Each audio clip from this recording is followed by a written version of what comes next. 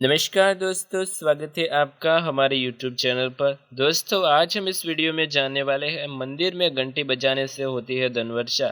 जाने क्यों और क्या फायदे। मंदिर में पूजा के लिए घुसते समय घंटी तो आपने कई बार बजाई होगी, लेकिन कभी सोचा है कि ऐसा किस वजह से होता है। बताया जाता है कि जब घंटी बजाई जाती है तो वातावरण में कंपन पैदा होता है और वायुमंडल के कारण काफी दूर तक जाता है। इस कंपन का फायदा यह है कि इसके क्षेत्र में आने वाले सभी जीवाणु, विषाणु और सूक्ष्म जीव आदि नष्ट हो जाते हैं और वातावरण शुद्ध होता है। यानी जिन स्थानों पर घंटी बजाने की आवाज नियमित आती है, वहां का वातावरण हमेशा शुद्ध और पवित्र बना रहता है। इससे नकारात्मकता दूर रहती है और साथ ही व्यक्ति के घर में धन की वर्षा होती है। माना जाता है कि घंटी बजाने से मंदिर में स्थापित देवी देवताओं की मूर्तियों में चेतना जागृत होती है। इसके बाद उनकी पूजा और आराधना अधिक फलदायक और शुभ प्रभावशाली मानी जाती है। घंटी के कर्णप्रिय ध्वनि मन मस्तिष्क को आध्यात्मिक भाव की ओर ले जाने का सामर्थ्य रखती है। सुबह और शाम जब भी मंदिर में या पूजा आरती होती है तो एक लय और विशेष धुन के साथ घंटियां बजाई जाती है। इससे शांति और दैवीय उपस्थिति की अनुभवी व्यक्ति के जीवन में पाई जाती है।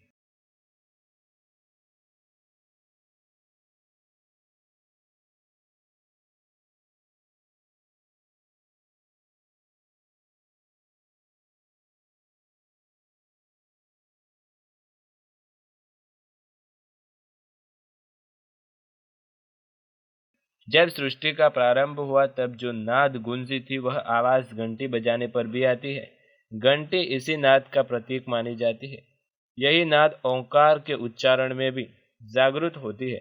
मंदिर के बाहर घंटी लगा या घंटे को काले का प्रतीक माना जाता है। मान्यताओं के अनुसार प्रलय से बचने के लिए घंटी बजाना चाहिए। दोस्तों, अब आइए जानते हैं कि मंदिरों में एक नहीं 4 प्रकार की घंटियां होती है। गरुड़ घंटी, यह छोटी घंटी होती है जिसे एक हाथ में बजाया जा सकता है। द्वार घंटी, मध्यम आकार की घंटी जो द्वार पर लटकी हुई होती है। हाथ घंटी, पीतल की टोस एक गोल प्लेट की तरह होती है जिसको लकड़ी के एक गद्दे से ठोककर बजाया जाता है। घंटा, यह बहुत बड़ा होता है और इसे बजाने पर आवाज कई किलोमीटर तक सुनाई देती है। दोस्तों, अब आइए जान लेते हैं पूजा पाठ से जुड़े 10 नियम। हमेशा रखें ध्यान, कभी नहीं होगा आपका नुकसान। दोस्तों, सनातन धर्म को मानने वाले लोगों के लिए पूजा पाठ सबसे जरूरी क्रिया है। हिंदू धर्म के लोगों की दैनिक दिनचर्या पूजा पाठ के बिना शुरू ही नहीं होती। हम सभी स्नान के लिए स्नान के बाद भगवान के सामने सिर झुकाना अनिवार्य माना जाता है। इसके अलावा हिंदू पंचांग में हर महीने कुछ ऐसे विशिष्ट तिथियां मनाई जाती है जिन पर पूजा पाठ करना जरूरी माना गया है। पूजा पाठ करना जितना जरूरी माना गया है उतना ही जरूरी पूजा पाठ के नियमों का पालन करना भी है। आज हम आपको पूजा पाठ से जुड़े कुछ नियमों के बारे में बताएंगे जो आपको पूजा करते समय ध्यान में रखने चाहिए। सबसे पहले नंबर 1, कभी भगवान को या फिर अपने बड़े को एक हाथ से प्रणाम नहीं करना चाहिए। इसके साथ ही यह भी ध्यान रखें कि सोए हुए व्यक्ति का चरण स्पर्श नहीं करना चाहिए। दूसरा, पूजा के बाद बड़ों का आशीर्वाद लेते समय ध्यान रखें किसी के दाएं पैर को बाएं हाथ से छूकर प्रणाम करें। नंबर 4, जप करते समय जीभ या होठ को नहीं हिलाना चाहिए। इससे उपांशु जप कहते हैं। इसके फल 100 गुना प्राप्त होता है। माला जाप करते समय दाएं हाथ को पकड़े या गौमुखी से ढककर रखना चाहिए। जप के बाद आसन के नीचे की भूमि को स्पर्श करें, नेत्रों से लगाना चाहिए। इससे आपके जप के पूर्ण फल की प्राप्ति होती है। नंबर 5, संक्रांति, द्वादशी, अमावस्या, पूर्णिमा, रविवार और शाम के समय तुलसी को तोड़ना निषेध माना गया है। दीपक से दीपक नहीं जलाना चाहिए। यज्ञ, श्राद्ध आदि में काले तिल का प्रयोग करना चाहिए, सफेद तिल का नहीं। नंबर 6, शनिवार को पीपल पर जल चढ़ाना चाहिए। पीपल की 7 बार परिक्रमा करनी चाहिए। परिक्रमा करना श्रेष्ठ माना जाता है। कुमड़ा, मतीरा, नारियल आदि को स्त्रियां न तोड़े और न ही चाकू से काटे, यह उत्तम नहीं माना जाता। भोजन प्रसाद को भी लांघना नहीं चाहिए।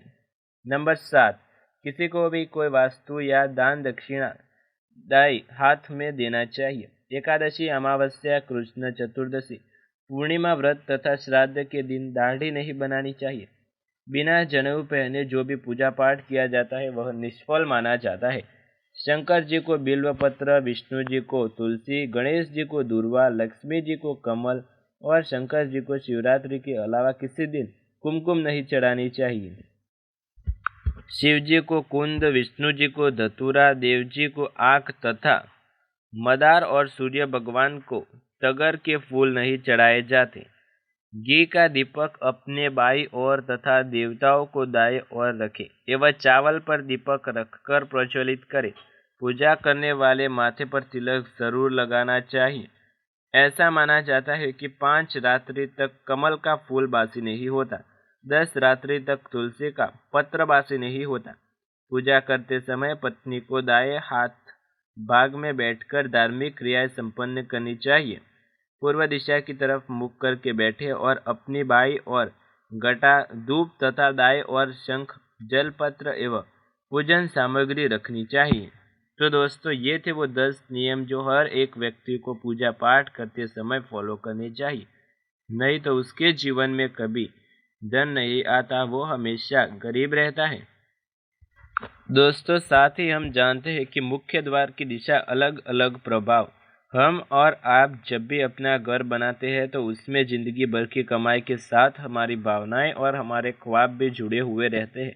घर बनवाने में सबसे अधिक जिस बात का ध्यान रखना चाहिए वो है घर का वास्तु।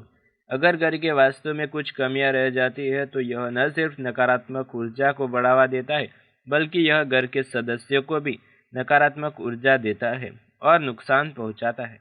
आज हम बात करने जा रहे हैं घर के मुख्य द्वार की दिशा के बारे में। आपके घर का मुख्य दरवाजा किस दिशा में है, यह बात वास्तु के मुख्य रूप से मायने रखती है। चलिए आपको बताते हैं कि किस दिशा में दरवाजा का क्या महत्व होता है। पूर्व दिशा का दरवाजा। अगर आपका मुख्य द्वार पूर्व दिशा की है तो यह सबसे शुभ माना जाता है। व्यवहारिक दृष्टि से इस दिशा में मुख्य द्वार होना चाहिए, यानी मुख्य दरवाजे का होना सबसे अच्छा होता है। इस दिशा में सूर्य उगता है तो इस दिशा में मुख्य दरवाजा होने से आपके घर में सूर्य का पर्याप्त प्रकाश आता है, वही आपके जीवन में धन की कमी नहीं रहती। अब दूसरा, उत्तर दिशा में मुख्य द्वार का होना।